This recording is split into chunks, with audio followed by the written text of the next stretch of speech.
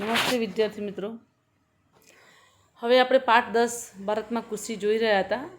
તો કૃષિ ખેતી કે આપણા 60% લોકો ખેતીમાં જોડાયેલા છે. આપણે ખેતીના પ્રકાર જોયા, એમાં 6 પ્રકાર જોયા. જીવન નિર્વાહ ખેતી કે જે કુટુંબ પોતાનું ભરણ પોષણ એ ખેતીમાં થતા અનાજ જેટલું ઉત્પાદન થાય છે એમાં કુટુંબનું ભરણ પોષણ થતું હોય છે એને જીવન નિર્વાહ કહે છે. સૂકી ખેતી માત્ર વરસાદ પર આધારિત હોય એને સૂકી કહેવાય. આદ્ર જ્યાં વરસાદનું પ્રમાણ પણ વધારે હોય, જ્યાં સિંચાઈની સગવડ પણ વધારે હોય તે આદ્ર ખેતી. સ્થળાંતરિત ખેતી કે એક જગ્યાએથી બીજી જગ્યાએ જંગલ સાફ કરી અને સળગાવીને 2-4 વર્ષ કે 2-3 વર્ષ ખેતી થાય છે એને સ્થળાંતરિત ખેતી કહેવાય છે. બાગાયતી ખેતી તો એ ખાસ પ્રકારની છે. એમાં બહુ તકેદારી લેવાની હોય છે, માવજત કરવાની હોય છે. એમાં બધું જ કુશળ તકનીકી જ્ઞાન, યંત્રો, ખાતર, સિંચાઈ, મૂડીરોકાણ પણ વધારે હોય છે. અને સઘન ખેતી બરાબર, જ્યાં સિંચાઈની સુવિધા પણ વધારે હોય, રાસાયણિક ખાતરો, કીટનાશકો આ બધાનો ઉપયોગ થતો હોય તેને સઘન ખેતી કહેવાય છે. હવે આપણે કૃષિ પદ્ધતિઓ જોઈએ વિદ્યાર્થીઓ. કૃષિ પદ્ધતિ ખેતી કરવાની પદ્ધતિઓ કઈ કઈ છે. આપણે ખેતીના પ્રકાર જોયા કે આ પ્રકારની ખેતીના પ્રકાર છે. આત્મનિર્ભર છે, સૂકી છે, આદ્ર છે, બાગાયતી છે, સઘન છે, બરાબર છે. આ આપણે ખેતીના પ્રકાર જોયા. હવે આ ખેતીની પદ્ધતિઓ જોઈએ. તો ભારતમાં સજીવ ખેતી છે, ટકાઉ ખેતી છે, મિશ્ર ખેતી છે. આ બધી પદ્ધતિઓ પ્રચલિત છે. હવે પહેલું જોઈએ આપણે સજીવ ખેતી. તો સજીવ ખેતી જે પ્રમાણે રાસાયણિક ખાતર અને કીટનાશકો વપરાશ થઈ રહ્યો હતો તેનાથી રસાયણ નુકસાનકારક અસરો પણ ધીરે ધીરે વર્તવા લાગી છે. હવે અનાજ, શાકભાજી, ફળોના રસાયણો, જંતુનાશકની હાજરીના લીધે લોકોના સ્વાસ્થ્ય પર વિપરીત અસર થાય છે. પર્યાવરણને પણ વધારે પડતું નુકસાન થાય છે. જમીનની ઉત્પાદકતા, ફળદ્રુપતા ઘટવા લાગ્યા છે ને જેના કારણે લાંબા સમય પછી જમીનમાં પાકનું ઉત્પાદન અને ગુણવત્તા બંને ઘટી જાય છે. હવે સજીવ ખેતી એટલે એવી ખેતી કે એવી પદ્ધતિ કે જેમાં યુરિયા કે બીજા કોઈ પણ પ્રકારના રાસાયણિક ખાતરો, જંતુનાશકનો ઉપયોગ કરવામાં આવતો નથી. સાંભળજો વિદ્યાર્થીઓ, સજીવ ખેતી એટલે કે એવી ખેતી કે જેમાં કોઈ પણ યુરિયા કે કોઈ પણ રાસાયણિક ખાતરનો ઉપયોગ કરવામાં આવતો નથી. બરોબર છે, એને કહેવાય સજીવ ખેતી. જૈવિક ખેતી પણ કહેવાય છે. હવે એમાં છાણિયું ખાતર પોષક માટે, અળસિયાનું ખાતર, કમ્પોસ્ટ ખાતર વગેરે, પાક સંરક્ષણ માટે ગૌમૂત્ર, લીમડાનું દ્રાવણ, છાશ વગેરે વાપરવામાં આવે છે. સજીવ ખેતીની પેદાશો પોષણયુક્ત હોય છે. હવે સાંભળજો, સજીવ ખેતી હવે આપણે તો અહીંયા જોવા જ નથી મળતી.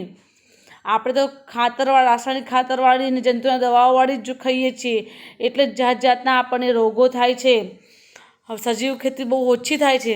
એમાં કુદરતી સ્વાદ, મીઠાશ, સોડમ હોય છે. શું હોય છે? કુદરતી સ્વાદ, મીઠાશ અને સોડમ.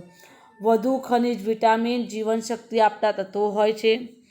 જૈવિક ખેત પેદાશની અત્યારે ખૂબ જ માંગ છે એટલે ખેડૂતને વળતર પણ સારું મળી રહે છે. વિદ્યાર્થીઓ, તો આપણે સજીવ ખેતી જોઈએ. સજીવ ખેતીમાં શું છે? કોઈ પણ રાસાયણિક ખાતર કે જંતુનાશકનો ઉપયોગ કરવામાં આવતો નથી. પણ શું કરવામાં આવે છે? પાકના રક્ષણ માટે છાણિયું ખાતર, રસાયણિક ખાતર, કમ્પોસ્ટ ખાતર, પછી પાકના સંરક્ષણ માટે ગૌમૂત્ર, લીમડાનું દ્રાવણ, છાશ વગેરે વાપરવામાં આવે છે. તેથી આ ખેતી કેવી હોય છે? સ્વાદ, મીઠાશ અને સોડમવાળી હોય છે. વિદ્યાર્થીઓ, હવે ટકાઉ ખેતી. આ ખેતીની અંદર જમીનની ફળદ્રુપતા લાંબા સમય સુધી જળવાઈ રહે તે માટે પાકની ફેરબદલી, પોષણ માટે રાસાયણિક ખાતરોનો ઉપયોગ, કીટક નિયંત્રણ માટે જંતુનાશકને બદલે જૈવિક નિયંત્રક જળ સંરક્ષણ વગેરે બાબતોની વિશેષ કાળજી રાખવામાં આવે છે. ટકાઉ ખેતી તો કે આ ખેતી જમીનની ફળદ્રુપતા લાંબા સમય સુધી જળવાઈ રહે તે માટે પાકની ફેરબદલી, પોષણ માટે રાસાયણિક ખાતરોનો જરૂરિયાત પૂરતો ઉપયોગ, કીટક નિંદણ નિયંત્રણ માટે શું થાય છે? જંતુનાશકને બદલે શું છે? જૈવિક નિયંત્રક, જળરક્ષણ વગેરે બાબતની કાળજી લેવામાં આવે છે. મિશ્ર ખેતી. મિશ્ર ખેતી એટલે આ ખેતીમાં ખેતી સાથે શું કરવામાં આવે છે? પશુપાલન. મિશ્ર ખેતી તો કરે જ, ખેતી સાથે પશુપાલન, મરઘા બતકા ઉછેર, મધમાખી, મત્સ્ય ઉછેર જેવી પ્રવૃત્તિ કરવામાં આવે છે. એને કહેવાય છે મિશ્ર ખેતી. હવે વિદ્યાર્થીઓ, ભારતની અંદર કૃષિ પેદાશો, પણ આપણે ખેતીની પદ્ધતિ 3 જોઈ: સજીવ ખેતી, ટકાઉ ખેતી અને મિશ્ર ખેતી. હવે આપણે ભારતમાં કૃષિ પેદાશો. તો ભારતની કૃષિ પેદાશો, ભારતમાં ઋતુઓના સંદર્ભમાં કૃષિ પાકને 3 ભાગમાં વહેંચવામાં આવ્યું છે: ખરીફ પાક, રવિ પાક અને જાયદ પાક. યાદ રાખજો, આપણા ઋતુઓના સંદર્ભમાં ખેતીને 3 ભાગમાં વહેંચવામાં આવ્યું છે. ખરીફ એટલે ચોમાસુમાં જે લેવાય, રવિ એટલે શિયાળામાં જે લેવાય, અને જાયદ એટલે ઉનાળામાં જે લેવાય એ પાકને કહેવાય છે. તો પહેલાં આપણે ખરીફ પાક જોઈએ. ખરીફ પાક જોઈએ. ચોમાસામાં લેવામાં આવતા પાકને ખરીફ પાક કહેવાય છે. ચોમાસામાં લેવામાં આવતા પાકને ખરીફ પાક કહેવાય છે. ચોમાસામાં લેવાતા પાકને ખરીફ પાક કહેવાય છે. શિયાળામાં લેવાતા પાકને રવિ પાક કહેવાય અને ઉનાળામાં લેવાતા પાકને જાયદ પાક કહેવાય. હવે ચોમાસાનો કે જૂન, જુલાઈ, ઓક્ટોબર, નવેમ્બર સુધી, શિયાળો ઓક્ટોબર, નવેમ્બરથી માર્ચ, એપ્રિલ સુધી, અને માર્ચ, જૂન સુધીનો પાક હોય છે ઉનાળુ પાક. હવે ચોમાસામાં ડાંગર, મકાઈ, જુવાર, બાજરી, કપાસ, તલ, મગફળી, મગ, મઠ. શિયાળામાં ઘઉં, ચણા, સરસવ, રાયડો, અળસી, અને ઉનાળામાં ડાંગર, મકાઈ, મગફળી, તલ, બાજરી, તરબૂચ, કાકડી, શક્કરટેટી જાયદ પાક છે કહેવાય છે. મુખ્ય કૃષિ પાક. તો મુખ્ય કૃષિ પાક ભૌગોલિક પરિસ્થિતિ, આબોહવા, ભૌગોલિક પરિસ્થિતિ, આબોહવા, જમીનની વિવિધતા, વરસાદનું પ્રમાણ, રહેલી ભિન્નતાના કારણે ભારતમાં જુદા જુદા ભાગોમાં વિવિધ પ્રકારનું વાવેતર કરવામાં આવે છે. હવે ભારતના મુખ્ય કૃષિ પેદાશો. આ જે કોષ્ટક છે વિદ્યાર્થીઓ, એ તમારે લખવાના છે, બંને કોષ્ટક, ઉપરનું નીચેનું બંનેનું. હવે આપણે ધાન્ય પાક, તમને ખબર, ધાન્ય જે આપણે ડાંગર છે, ઘઉં છે, જુવાર, બાજરી, એ બધા આપણા ધાન્ય પાકો છે.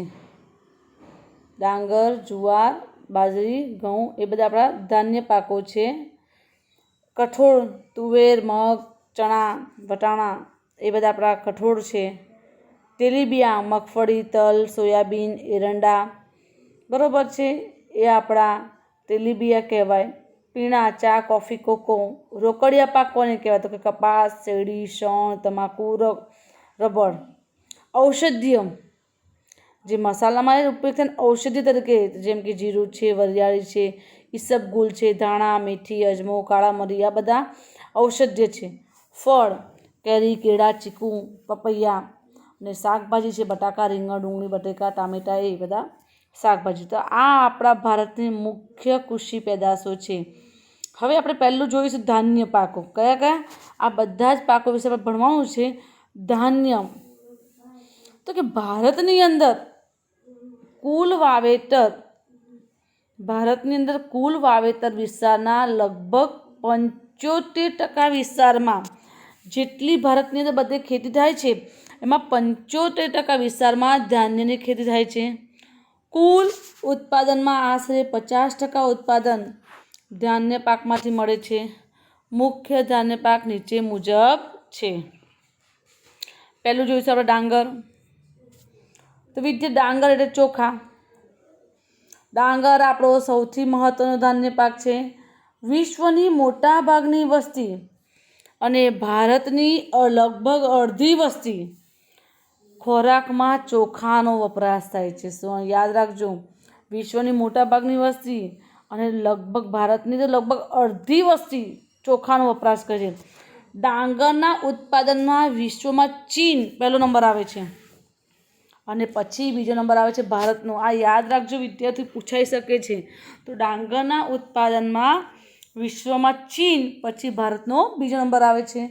ભારતના કુલ વાવેતર વિસ્તારમાં ચોથા ભાગ પર ડાંગર રોપવામાં આવે છે.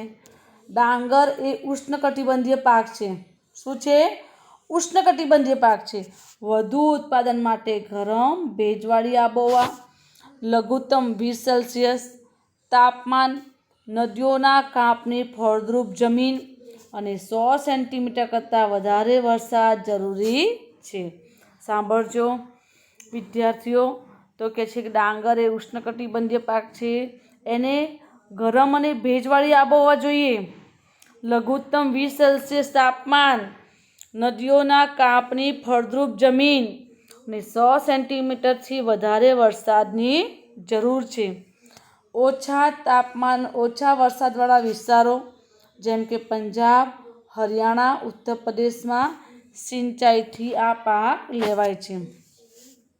ડાંગરની ખેતીમાં માનવ શ્રમની વધારે જરૂરિયાત રહે છે. ડાંગરની ખેતી એમાં માનવની શક્તિ, શ્રમ વધારે જરૂરિયાત રહે છે. હવે ક્યાં ક્યાં વધારે ઉગે છે?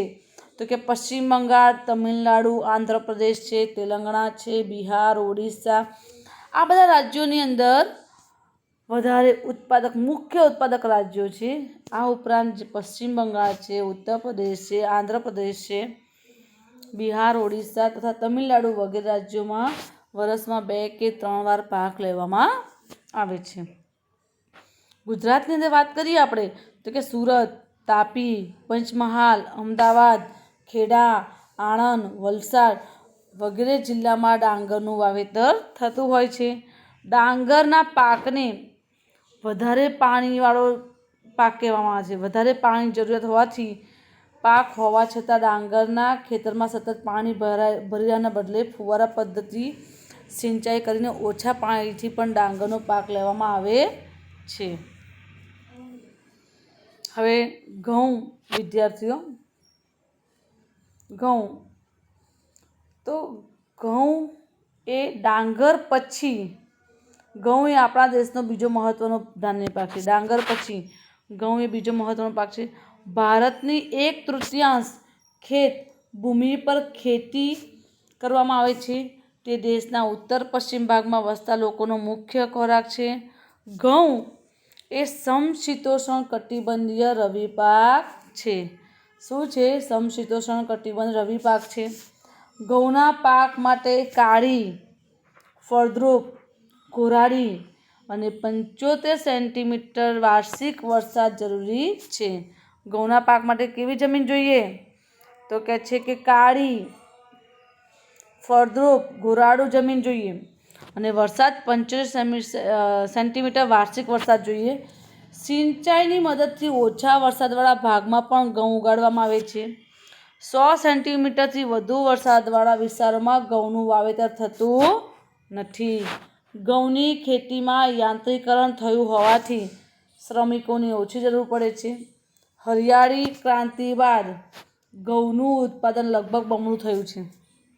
હરિયાળી ક્રાંતિ બાદ ઘઉંનું ઉત્પાદન લગભગ શું થઈ ગયું છે? બમણું થઈ ગયું છે. ઘઉંની ખેતી મુખ્યત્વે ક્યાં થાય? પંજાબ છે, હરિયાણા છે, પશ્ચિમી ઉત્તર પ્રદેશમાં થાય છે. દેશના કુલ ઘઉંના ઉત્પાદનમાં 2/3 ભાગ આ રાજ્યોનો હોય છે. બરાબર છે? કયા કયા? પશ્ચિમ, હરિયાણા, પશ્ચિમી ઉત્તર પ્રદેશમાં. બરાબર છે? કુલ ઉત્પાદન થાય છે એમાં 2/3 ભાગ તો આ રાજ્યોનો જ હોય છે. આ રાજ્યોમાં સિંચાઈની સગવડ વધારે છે. ત્યાં હેક્ટર દીઠ વધારે ઉત્પાદન થાય છે. પંજાબમાં નહેરોના લીધે, પાણીના લીધે વિપુલ પ્રમાણમાં ઘઉં ઉત્પન્ન થાય છે. તેથી પંજાબને ઘઉંનો કોઠાર કહેવામાં આવે છે. સાંભળજો, પંજાબને ઘઉંનો કોઠાર કેમ કે ત્યાં નહેરોના લીધે પાણી વધારે છે, સિંચાઈની સગવડ છે અને હેક્ટર દીઠ ઉત્પાદન થાય છે, તેથી પંજાબને ઘઉંનો કોઠાર કહેવાય છે. મધ્યપ્રદેશ, રાજસ્થાન, ગુજરાત, મહારાષ્ટ્ર, પશ્ચિમ બંગાળ વગેરે રાજ્યોમાં પણ ઘઉંનું વાવેતર થાય છે. ગુજરાતમાં ભાલ વિસ્તારમાં ભાલિયા ઘઉં થાય છે. આ ઉપરાંત મહેસાણા, રાજકોટ, જૂનાગઢ, ખેડામાં પણ ઘઉં થાય છે. રોજિંદા ખોરાકમાં વપરાતા સર્વે પ્રકારના અનાજમાં ઘઉં શ્રેષ્ઠ છે. ઘઉંમાંથી આપણે રોટલી ભાખરી ખાઈએ છીએ, શીરો, લાપસી, લાડુ, સુખડી, પાઉં, પૂરી, કેક, બિસ્કિટ આ બધી વાનગીઓ બને છે અને બધા જ પ્રકારના અનાજ ઘઉંમાં પૌષ્ટિક તત્વો વધારે હોય છે, તેથી ઘઉંને અનાજનો રાજા કહેવાય છે. અહીંયા તમને જો ઊભી લાઈન આપી છે એ ડાંગર છે અને ક્રોસમાં લાઈન આપી છે એ ઘઉં છે. ઊભી લાઈન આપી છે ડાંગર છે ને ક્રોસમાં લાઈન આપી છે ઘઉં છે. આ બધા ઘઉં છે આ બધા રાજ્યોમાં અને આ બધા રાજ્યોની અંદર ચોખા છે. તમારે નકશો વિદ્યાર્થીઓ પૂછાય છે કોઈ પણ એક ધાન્ય પાક આવશે જ.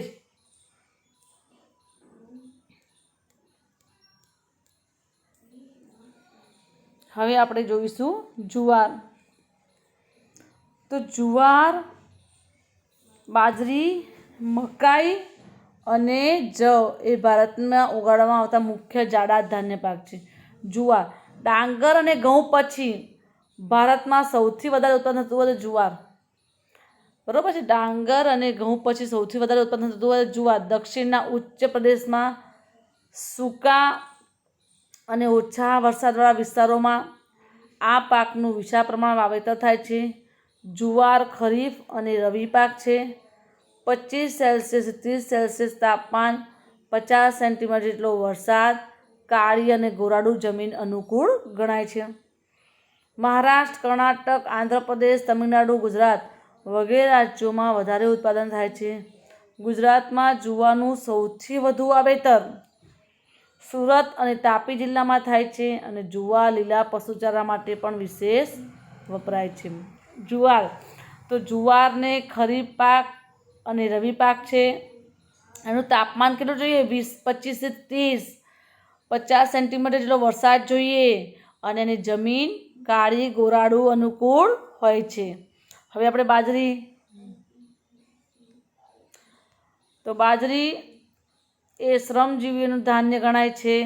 25-30°C તાપમાન જોઈએ, 40 થી 50 સેન્ટીમીટર વરસાદ જોઈએ, હલકી રેતાળ જમીનમાં સારી રીતે ઉગી આવે છે. કઈ રીતે? હલકી અને રેતાળ જમીનમાં. રાજસ્થાન, ગુજરાત, ઉત્તર પ્રદેશ, મહારાષ્ટ્રમાં કઈ જગ્યાએ? રાજસ્થાન, ગુજરાત, ઉત્તર પ્રદેશ અને મહારાષ્ટ્રમાં તેના મુખ્ય ઉત્પાદક રાજ્યો છે અને ગુજરાતની અંદર બાજરીનું વાવેતર બનાસકાંઠા જિલ્લામાં મોખરે છે. કઈ જગ્યાએ ગુજરાતની અંદર? તો બનાસકાંઠા જિલ્લામાં. હવે મકાઈ. તો વિદ્યાર્થીઓ, મકાઈ એક ધાન્ય ખરીફ પાક છે. ડાંગર અને ઘઉં પછી વિશ્વની અંદર મકાઈનું સૌથી વધારે વાવેતર થાય છે. મકાઈનો પાક ડુંગરાળ વિસ્તારમાં વધારે થાય છે. ક્યાં થાય છે? ડુંગરાળ વિસ્તારમાં, પહાડો પર. ત્યાંના લોકોનો મુખ્ય ખોરાક છે. મકાઈ મુખ્યત્વે સ્ટાર્ચ, તેલ, પ્રોટીન, બાયોફ્યુઅલ જેવા ઘટકો હોવાથી તેને ઔદ્યોગિક પેદાશમાં પણ ઉપયોગ વધી રહ્યો છે. હવે મકાઈનો પાકને ઢોળાવવાળી જમીન જોઈએ, જેમ કે પહાડો પર થાય છે એટલે ઢોળાવવાળી જમીન, કાળી અને કઠણ, પથરાળ, પાણી નિતારણવાળી જમીન માફક આવે છે. સાંભળજો, પાણી ભરાઈ જાય તો મકાઈનો પાક ફેલ જાય. પાણી નિતારણવાળી જમીન, 50-100 સેન્ટીમીટર જેટલો વરસાદ, 21 થી 27°C તાપમાન અનુકૂળ ગણાય છે અને પશુઓના આહાર, ધાણી અને મકાઈના તેલનો ઉપયોગ વધી રહ્યો છે. રાજસ્થાન છે, ઉત્તર પ્રદેશ છે, બિહાર છે, મધ્યપ્રદેશ છે, પંજાબ, જમ્મુ કાશ્મીર, હિમાચલ પ્રદેશ અને કર્ણાટક, આંધ્રપ્રદેશ એના મુખ્ય ઉત્પાદક રાજ્યો છે. અને ગુજરાતની અંદર ગુજરાતની અંદર પંચમહાલ, દાહોદ, સાબરકાંઠા, અરવલ્લીમાં ગુજરાતમાં કઈ કઈ જગ્યાએ પંચમહાલ, દાહોદ, સાબરકાંઠા, અરવલ્લીની અંદર મકાઈના વાવેતર વધારે થાય છે. વિદ્યાર્થીઓ, આજે આપણે ધાન્ય પાકો વિશે જોયું, તેમજ ખેતીની પદ્ધતિઓ, બરાબર છે, ખેતીની પદ્ધતિઓ જોઈ, સજીવ, ટકાઉ અને મિશ્ર ખેતી. આ તમારે ફરી એકવાર વાંચન કરી જવાનું છે. તમારે પરીક્ષામાં આવે છે અને નકશામાં કોઈ પણ ધાન્ય પાક ધાન્ય, કઠોળ કે કોઈ પણ વાત આ પાઠમાંથી પૂછાય છે. નકશો તમારે ખાસ કરવાનો છે. હવે વિદ્યાર્થીઓ, આપણે કઠોળ આપણે નેક્સ્ટ વિડીયોમાં જોઈશું.